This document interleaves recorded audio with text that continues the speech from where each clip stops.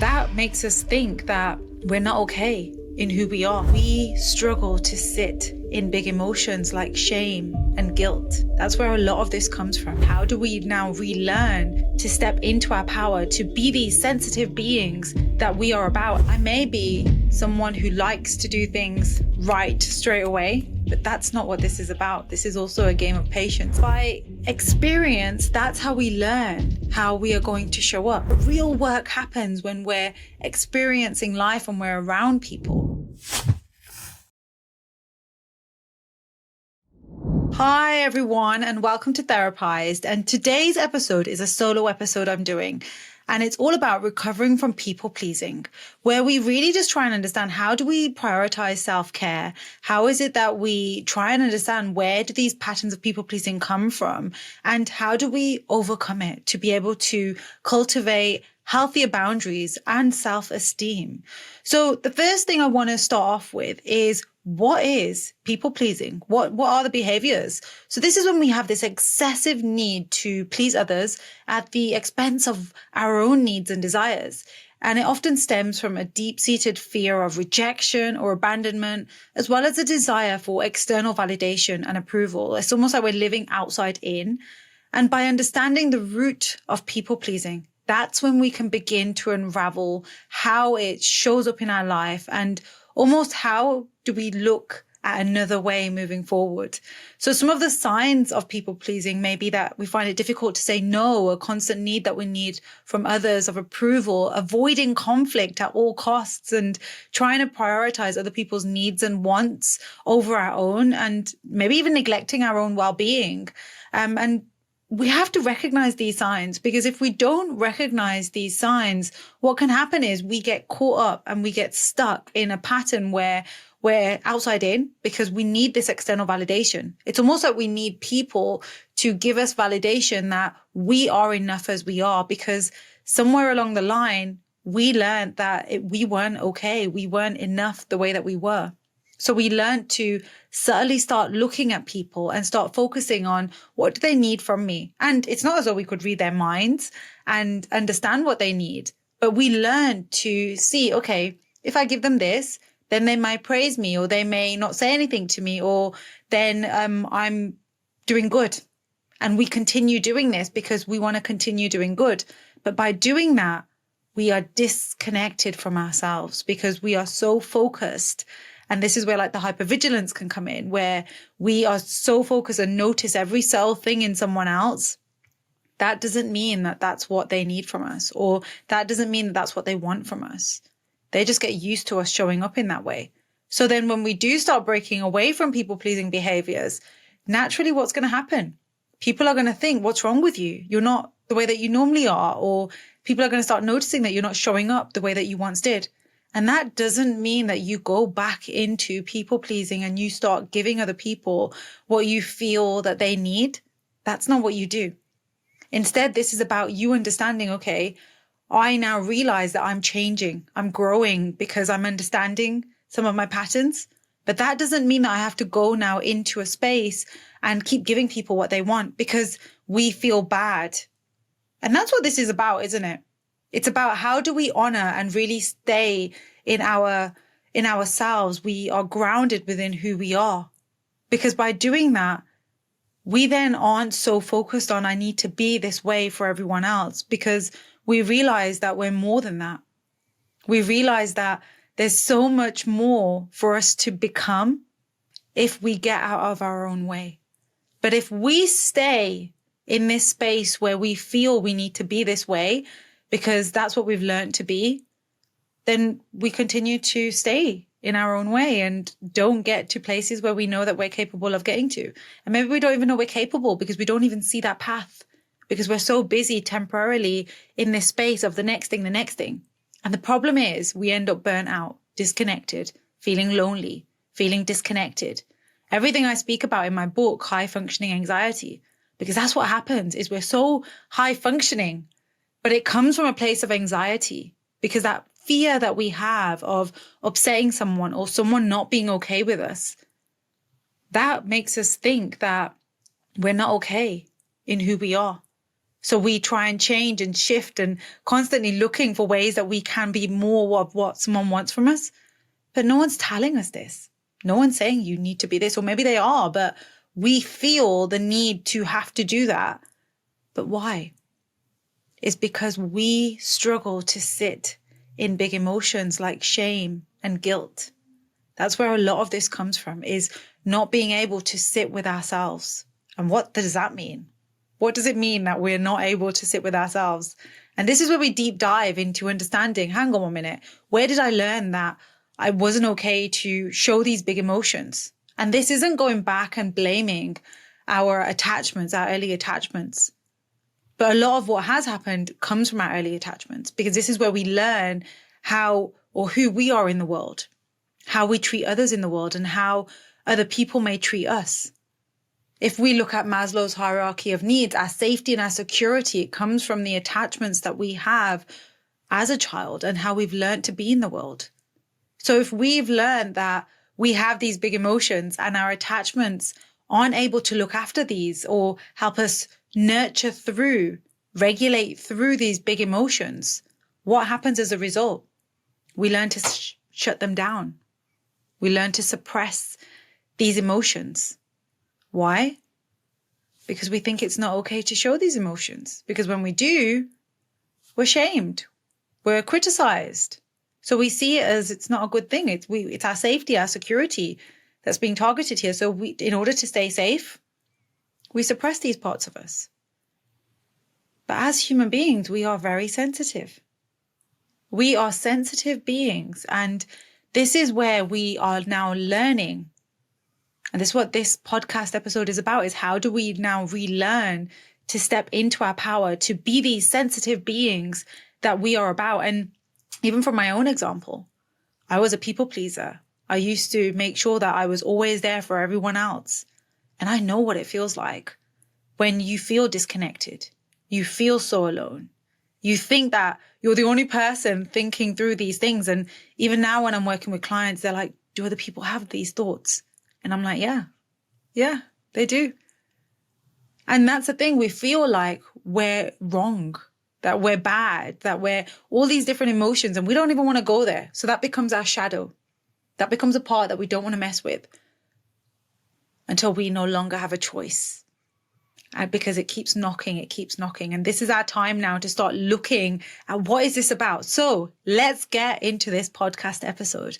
So in this episode, I'm going to share 5 key things that you need to put into your everyday life to be able to help you overcome people-pleasing traits.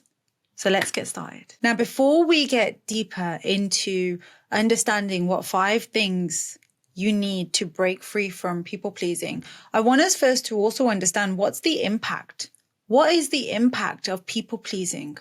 Because if we don't understand the impact, how can we then move forward? If we don't understand the toll that it's having on us, because it does impact our mental health, it does impact our self-esteem, our relationships. It can lead to feelings of resentment, burnout, and a loss of authenticity in our everyday interactions, because we're constantly seeking validation from others. We're constantly looking for why we should be doing different things that we should be doing, rather than living inside of us and understanding what's going on.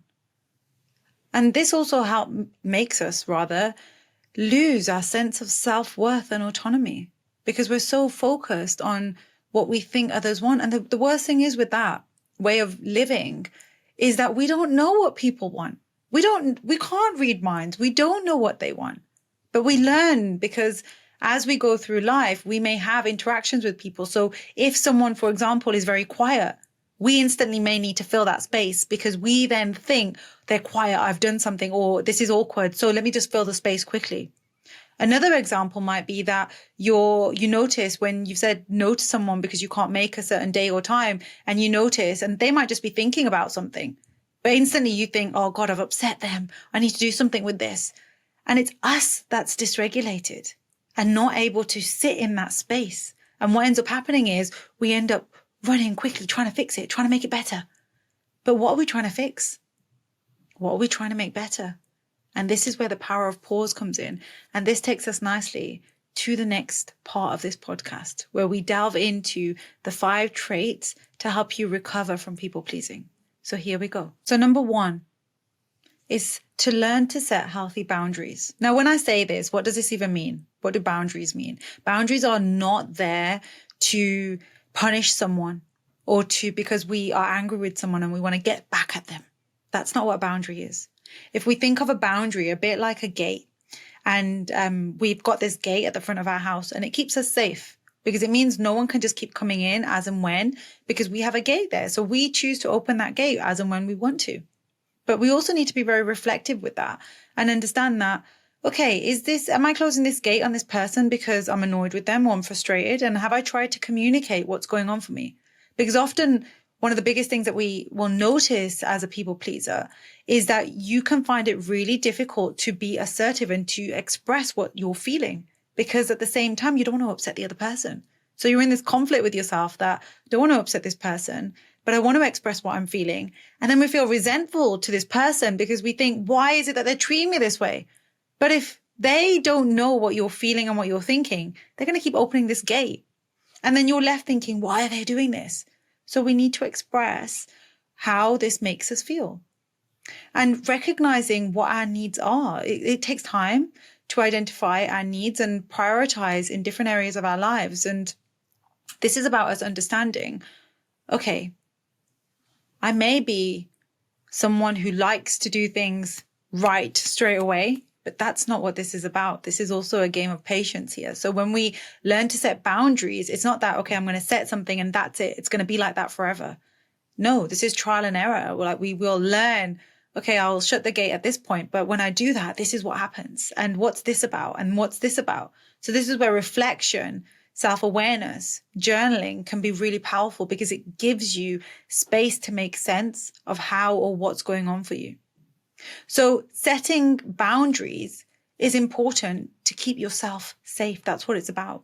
And to communicate assertively, just practice expressing your boundaries clearly with people, noticing what's going on for you, being reflective of what's happening. And don't feel that you need to apologize for setting a boundary as well, because sometimes initially you can say, I don't want this, or this is how I feel. And then it's like, I'm sorry, because we look at someone and we think, oh, I've upset them. So then we want to take it back straight away. So when we're feeling that way, just be mindful. That's what I'm saying here. And saying no, it doesn't have to be like, no, that's it. I'm not doing this for you because I'm angry and I'm resentful and and I'm sick and tired of people always taking advantage and taking things from me. No, we want to do it in a way where we are regulating. And I'm laughing because sometimes it's like our box can become so full, and one person may just say, can you do this? And that's it. We take it all out on them. But it's not that it's them that we're taking out on. It's just how we're feeling in that space. So it's important just to try and understand, okay, when you are saying no, it's not like you're saying it in an angry or an aggressive way. We're sitting with, okay, it's okay for me to say no in this space, because I can't do this thing, or because of this, or because of this. Like, you don't have to validate it to the person, but it's about you sitting and understanding like what's going on within you. So again, coming from your values, coming from what feels right within your intentions, like, does this feel like something you'd like to do? And as I said, because we've been living so outside in, when you're tuning into yourself, you may even be thinking, I don't know what I feel. I don't know what's right. And sit with that and respect your limits. Honor your physical, emotional, your mental limits by setting boundaries and protecting your well-being, because that's what boundaries are there for. They're going to protect you. And just because you've set a boundary in one way doesn't mean that the next time round, that's it. It's going to be set in that space. No, boundaries, we can adjust them as when we need to. So we can be flexible and willing to adjust our boundaries. So when we think of boundaries, all I want you to think about is, my boundary is what's keeping me safe. And people may have been so used to opening this gate, but now what I'm saying is, hey, when you come to my house, can you please make sure that you knock on this gate? And they might look at you, think, what do you mean? I've never done that before. That doesn't mean that you pull away and say, oh, no, sorry, I didn't mean that. No, you stick with what you've said, because that's what's important to you. That's what keeps or makes you feel respected. And at the end of the day, we need to teach people, and no matter how hard it is, we have to teach people how we want to be treated. And that's what this is all about, is you learning to honor and respect yourself. You've got this. Number 2, and this one's really powerful because it's about how do you start connecting inwards and understanding what your needs are. Because you've been so focused for years and years and years about looking and doing things for others. When people might ask you a simple question like, what would you like to eat? Or what's your favorite dish? Or what's this? Or what's this? This is about you starting to get curious with that and learning what your needs are. But the second point to focus on is all around self-care. And self-care means it's you learning to really connect mind, body, heart again, aligning these parts of us. Because when we're so focused on trying to do things for others, we are disconnected from ourselves. We don't know, how do we look after ourselves? Someone might say, should we go and do this? Should we go and do this? You've always been, yeah, I'll do that. Yeah, I'll do that. Make it work. But that leads to burnout, exhaustion, feeling lost, feeling very disconnected from other people. So now this is about, how do I go back in, tune in with yourself, tap into what is it that feels right for you? So doing things like, okay, what does your movement look like? What does your emotional side look like? Are you journaling? Are you spending time talking through or reflecting on how you're feeling? What does your, when we think of like what your basic foundations, your food, your water, how hydrated, how are you looking after yourself in these, we say they're simple ways, but these are your pillars of how you look after yourself. What does that look like? If someone's, oh, please come out, and you know you have a very busy afternoon, what do you do? How do you manage that? Do you drop everything and still go out because you're afraid of letting someone down? What do you do to really look after yourself and what your needs are? If you know you've got a busy week, if you know you've got work that is really, there's loads of projects going on, how is it that you look after yourself? So you can break down self-care into your physical health, your emotional health, your mental health, and really start noticing, okay, for each of these things, what do I need to give myself?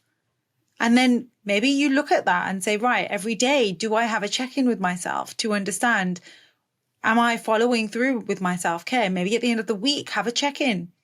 What went well this week? What didn't go too well? What would I like to improve on? Because this is, again, where we're learning to understand ourselves. It's not something that's just going to happen just like that because now we know we put ourselves first. No, it's an ongoing journey. And it's, again, being open to adjust this as well, because we're not just going to get things straight away. So just be mindful with that. Play around with what self-care looks like to you. And each week you're going to keep learning more and more and more. And sometimes you're going to feel like you're going backwards because old emotions may come up. And when I say old emotions, I mean like an old way of feeling, where you're feeling maybe withdrawn or lonely. That does not mean you're going backwards. It means that you're now, yes, you're moving forwards, but you're reflecting, you're feeling, you're in your body, you're noticing these things. That's the power here. So keep going with that. Introducing our exclusive newsletter, your weekly dose of inspiration, insights, and empowerment. Each week, we deliver curated content straight to your inbox. And this is designed to help you navigate life's challenges and thrive. Join our community of like-minded individuals who are committed to personal growth and self-discovery. Subscribe now to start your journey towards a happier, more fulfilling life. Don't miss out. Number 3 is all about self-compassion. So practice mindful awareness. Start to understand and become aware of your thoughts, your feelings, your behaviors without the judgment or the criticism that you have in your mind. Be mindful of like, when is it that I start criticizing myself or I'm judging myself? So when you start almost like being an external person and noticing how you show up day to day, that's going to give you great insight to help you understand, okay, where is it that I struggle with self-compassion? And what happens when I do X, Y, and Z? And when does my inner critic tend to come out? When does my inner critic tend to judge?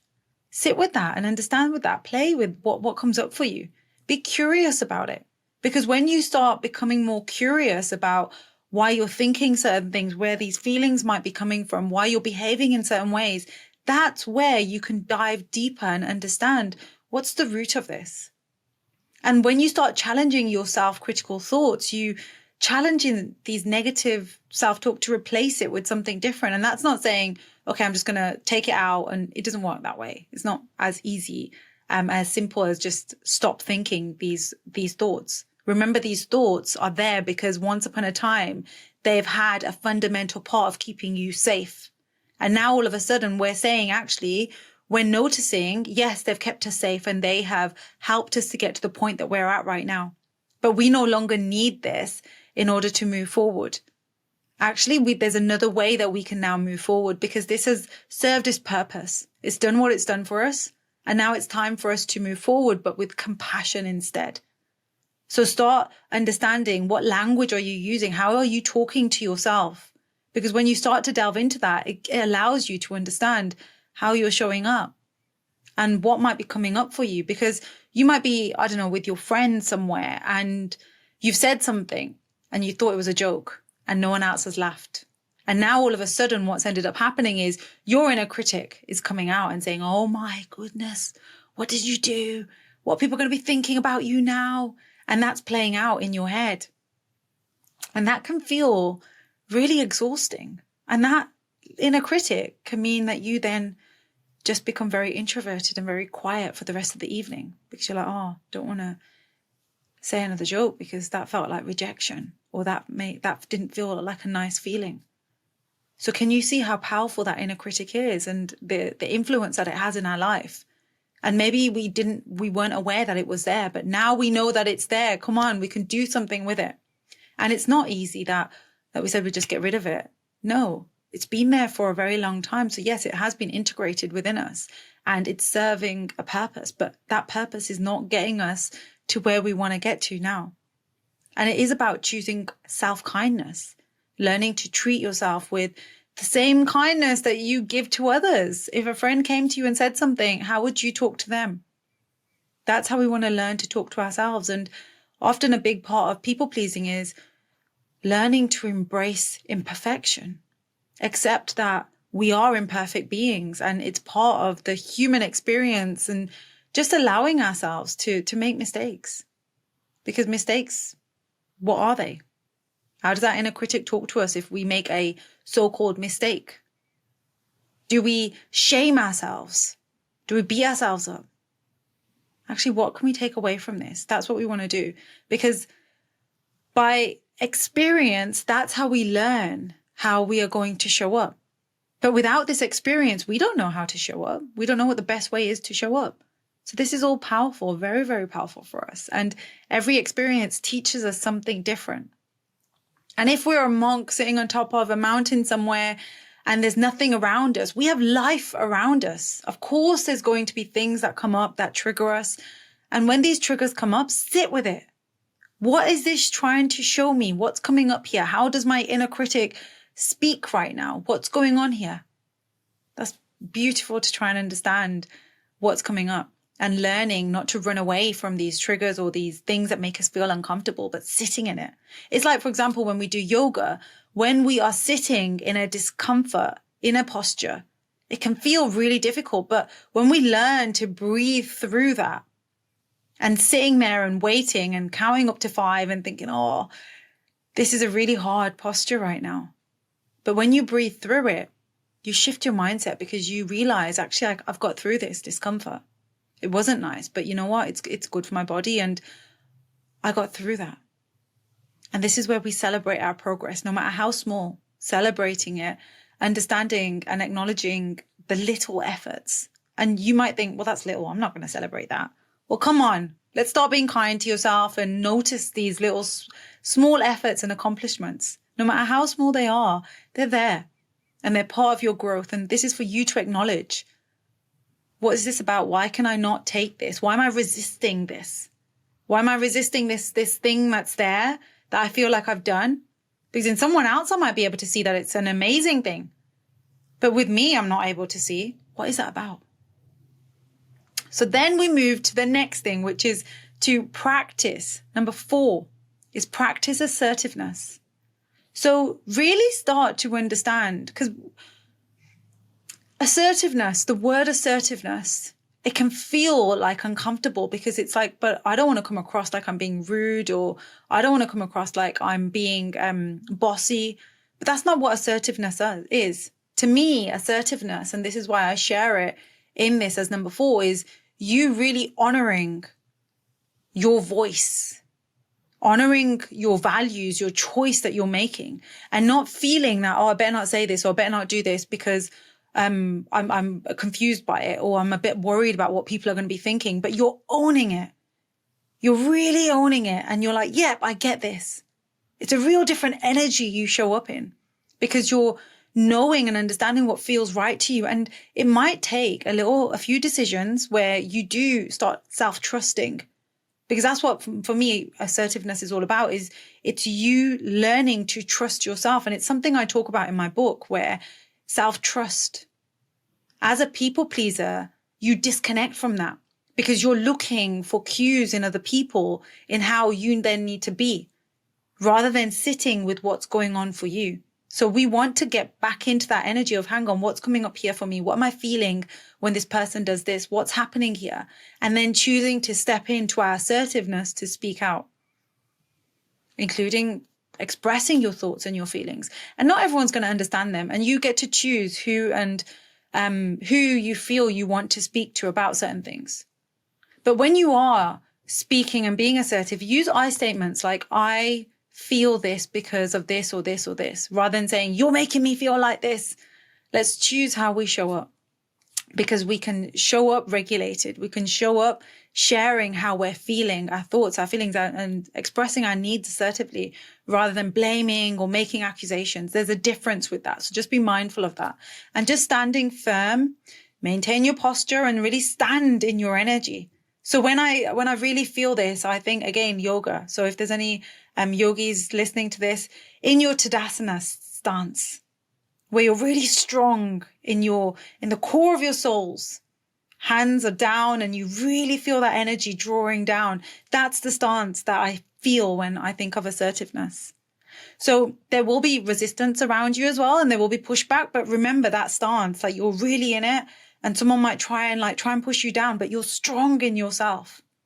And be open to finding a compromise or a solution with others, because you might say something, but a relationship is also about a compromise and listening to the other person and trying to find that middle ground. It doesn't mean that I need this and then the other person says, well, I need this. How or where is the understanding there? We also do need the understanding. So this is where also practicing empathy can come in, and consider their perspective. Because remember, for years, you've just been doing things that you thought you needed to do. And now all of a sudden, you are realizing your worth. And as you're realizing your worth, you don't want to be doing these things anymore. But by doing that, it may come with like conflict and other people not understanding your perspective. And that can bring up like a frustration. Just be mindful of that. And notice when you do feel frustrated, actually it might be because for years you've been doing things for others. And when other people, it might not be their fault. It might just be a simple thing they've asked you to do. And everything, all these years of resentment just comes out on this one person. So just sit with that. Be mindful of that. We're not perfect. We're going to fall down a few times, and that's okay. We stand back up. We get into our physical stance again, and we continue through life. But be prepared to fall down. That's okay. It's part of life, part of the experience. Things happen. We're walking through life. Something might happen. We learn from it. And we think, okay, when I do this, this is what happens. So next time I'll do this or this or this. So let's move to number 5. Number 5 is develop self-awareness. And what I mean by developing self-awareness is reflect regularly. Take time to reflect on your thoughts, your feelings, your behaviors, and consider how they align with your values, your goals of life. Like, is this the person that you want to be? Be more intentional with how you're showing up. But when we have self-awareness, it gives us insight into or it helps us to understand our patterns, because we need the 3 types. We need the self-awareness. Then we have understanding, because we can be self-aware, like, oh, okay, when this person comes up, I don't feel very uncomfortable. But let's go deeper and understand. So self-awareness is a starting point, And then we can understand, where does this come from? What's going on here? And when we start noticing like patterns, just pay attention to the recurring patterns that keep coming up. That's what self-awareness is about, is reflecting back and reflecting on every interaction. Because we're here now and we're talking through this, but real work happens when we're experiencing life and we're around people. When we're around people, we start noticing, hang on, I feel this with this person, or I feel this with this person. What's going on here? That's where you learn. That's where you grow. And so many of us will avoid conflict, avoid upsetting people. But we need to sit with like, what's that about? Because if we keep avoiding it and putting our head in the sand, we're not learning. And someone else is going to come and do something similar. And then we put our head in the sand again. And we keep putting our head in the sand. Until when? Because actually we take our head out the sand and we confront this shadow part of us. We learn so much. There's so much that we can take away. And I say that because I've been through it. I get it. I understand it. So the more we notice patterns, the more awareness that we gain. And with that, we then can truly stand in being vulnerable without feeling open or feeling like we're on the spotlight. But actually, we're courageously vulnerable. We're open.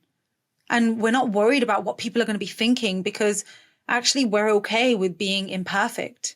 And we have this willingness to explore and be curious with this, but also to be compassionate to ourselves. That's how all of these link together. So seek growth opportunities, view challenges and setbacks as opportunities for growth, for learning, and approach them with a mindset of curiosity to develop that resilience that you're looking for. So those are the 5 different things, the 5 key takeaways to help you to recover from people pleasing.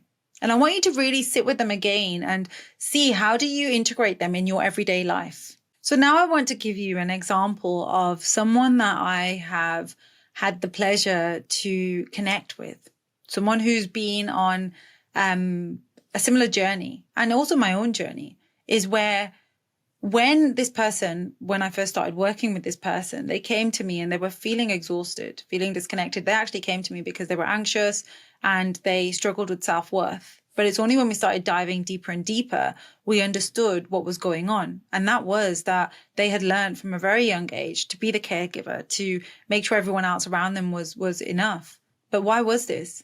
Because they were a very sensitive person. And being a sensitive person meant that they felt things that their family didn't know, or that they weren't nurtured into. So every time that they may have showed up with big emotions, their parents weren't able to hold that space for them. So what ended up happening was they suppressed these parts of them. And when they started suppressing these parts of them, they felt disconnected. So of course, when they entered a relationship, they felt like they weren't worthy of love.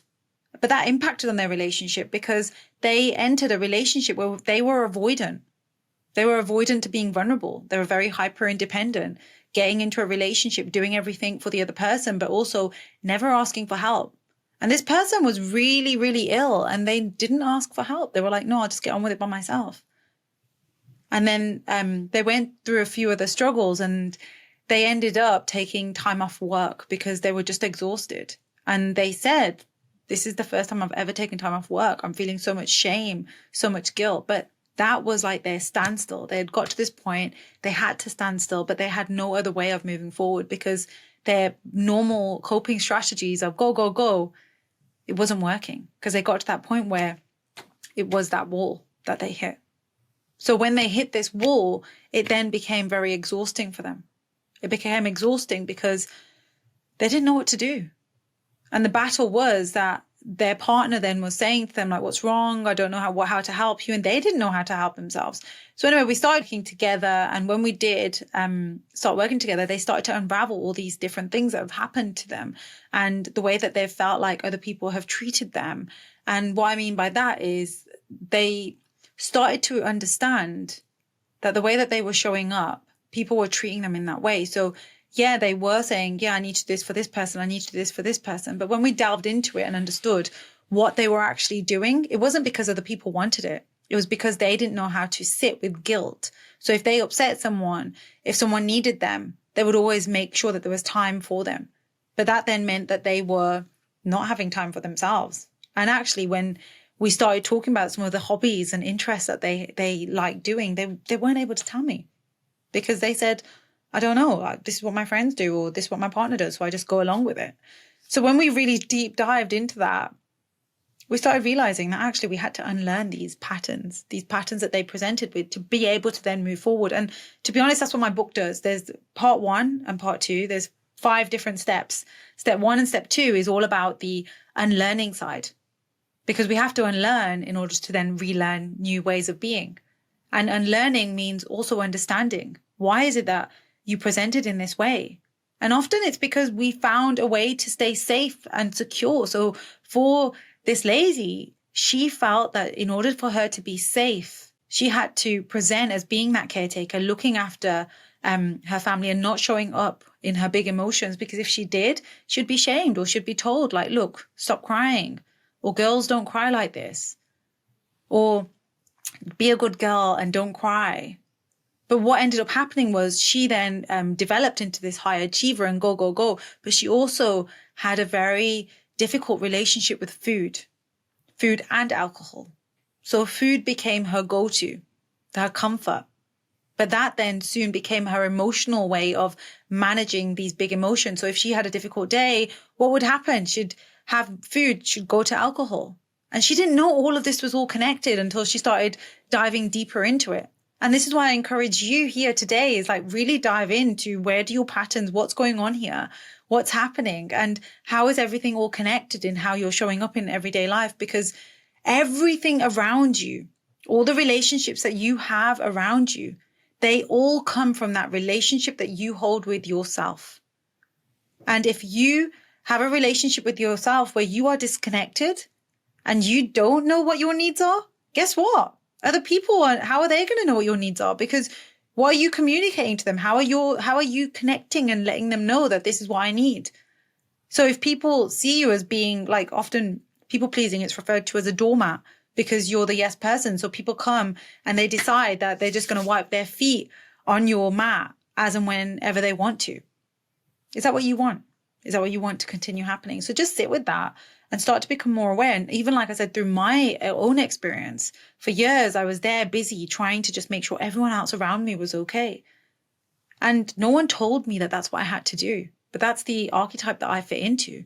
And I've always been a very sensitive, a very deep person. I didn't know how to manage these emotions until I ended up in a therapy space where I was like, these are big emotions. And even then, it took me a few sessions to actually trust someone else with how big my emotions were. And this is what I see with clients coming through. Like, initially, it's like, oh, do I want to discuss this? Do I want to share these things? Because you've kept them away for so long, and they're parts that you've just put to one side because you felt like they're just too much or they're not okay. And this is what you want to delve into. And this is where therapy can be really helpful. Just even not in therapy, even just journaling and starting to notice, because often we're disconnected. So we're just go, go, go. And we're just busy. It's like being a headless chicken, just running around. Like, what are you doing? Come back, pause, stop. These are really powerful things that we can be doing. So as we come towards the end of this podcast, I just want us to really take away from this to embrace authenticity. And that's been a huge challenge of mine in particular, where really stepping in to being visible as you are without worrying about what people think. So as we conclude today's episode, I really encourage you to reflect on the insights and strategies shared here and consider how you can begin your own journey. How you begin your own journey of recovery from people pleasing.